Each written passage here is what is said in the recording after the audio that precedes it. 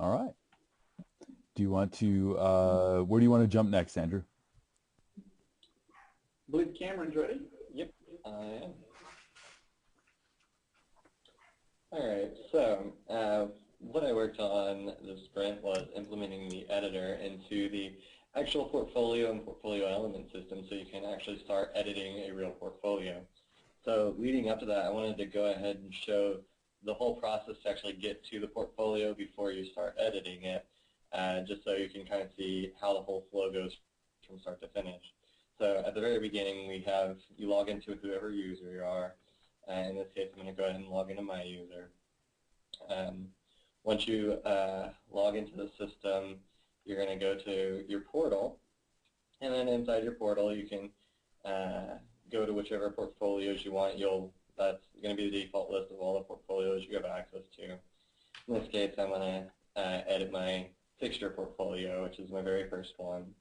And then you'll be presented with something extremely similar to what I may just showed.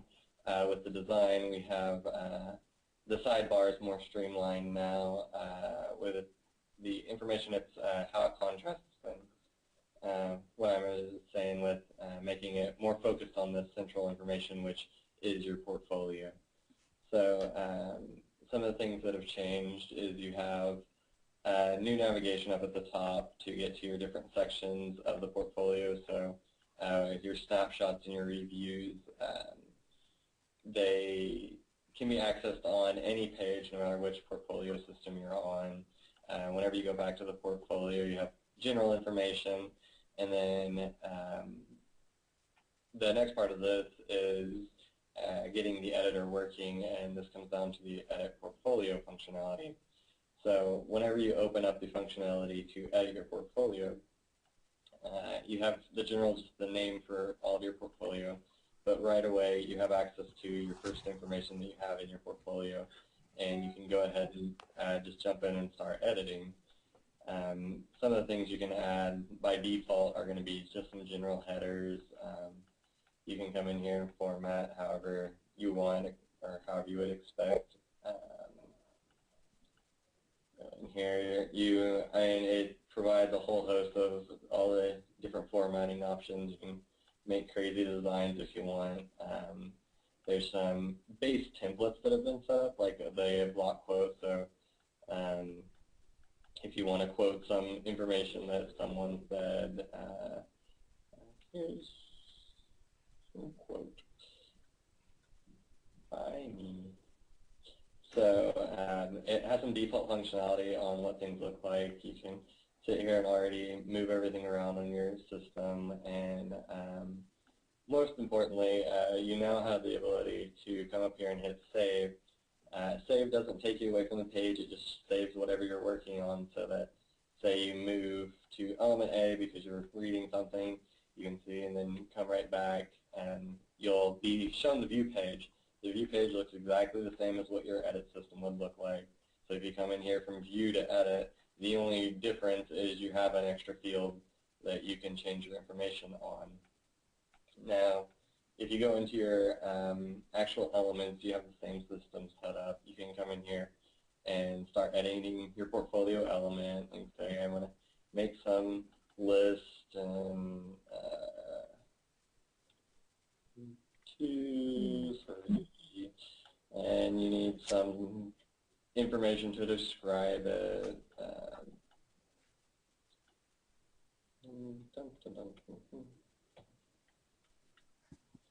And let's just go crazy and get 3 serifs. There's a person. So you can sit here and then organize however you want. You can get your information and start actually laying it out however you want with just the different sections and whatnot. Let me get some more.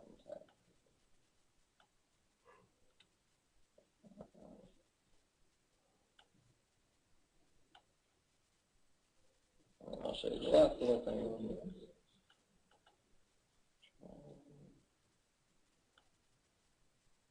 So everything else, it's still working how it did on the editor before, but now, like I said, it's on the actual edit portfolio page. So you can, while you're working, you're saving, you're working. I mean, this is exactly how a student would be using the system. And whenever you're on the view, it looks exactly the same. And then one of the final things we actually got to this, you may notice me do it a little bit a few seconds ago, but this little toolbar where you pull your various information from your different lists and your different elements, this little toolbar, it can actually be moved around into the system to go wherever you want. So say you're working below this paragraph, so you want to come down here and you want to work with a couple of things at once. You just have really close access to your information just by moving it down over here. Another set of functionality that we came up with was you see that we're editing on this editor page. We're kind of really focused on this area. We're using this sidebar a little bit, but this information on the left, we're not really using it, so we can just click and get it kind of out of our way. So now we have some extra space over here, which we could pull this over. It doesn't really fit too well, but we have a nifty little function that lets it set up on its side so that you can work on it right beside the workspace with that extra space that you just gained. This ideally it just allows you to get to where you need. You can edit more fine details. You can fit things together however you want, and you have access to all of your tools no matter where you are. So we're not constantly scrolling back up to the top, grabbing an element, moving it back down. Because you can imagine if somebody has a 4 or 5 page system, this toolbar at the top of the page would be extremely taxing to go all the way back up to the top to get the information. So being able to pull it around with you should aid in allowing you just to fluidly make everything, just everything you would expect out of an editor, and get everything set up and formatted how you want. The final part of that is while you're in the system, let me move this over a little bit, you have the different options over to the side. These are like the navigation that you saw at the top of the page. They're completely identical, but they will switch you on to which thing you're viewing. So right now we're viewing the media center. You can drag and drop. We could change to the portfolio to the top, but while you're collapsed around the media center now, if we go to the portfolio, it goes ahead and loads up the portfolio information into the sidebar. Beyond that, that's pretty much all the functionality for the user editing the portfolio. There's another little bit of information which Andrew will lead off on showing, which is what you see now on the side with the media center. But all the saving functionality, all the editing, it's all working and it shows exactly what you see. So it's a true what you see is what you get. How you edit it in the editor is how it's going to show in your view. There's no difference. Ta-da! That is huge, Cameron. Needed something to end with it. Oh, did you explain about the page markers, Cameron?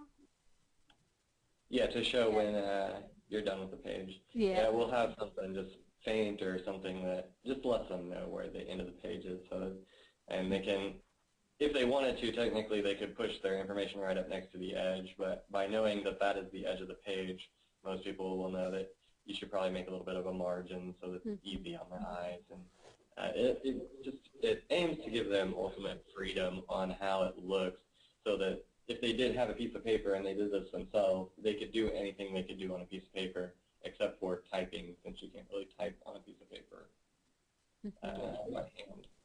Maybe it was on the agenda, and maybe I'm jumping the gun here. You're talking about the spell check. Is that part of the presentation, or is that later? It was part of last sprint, but it's been fixed up this sprint. As you can see on this, it already has the spell checking implemented. So whenever you go into like this heading and start typing heading wrong, it's going to pop with a little squiggly line, and you get your options to fix the heading. Gotcha. And it's using the built-in browser spell checking, but it tries its best to figure out. And this is Latin. say doesn't know how to turn Latin Right. into English, but just the simple misspellings, it usually catches pretty much anything that you could and gives you what things you're trying to spell. So all the spell checking for any text field is set up now. It should automatically work. There are a few bugs with it before, but now it shows pretty much no matter what. I haven't found an issue with it popping up.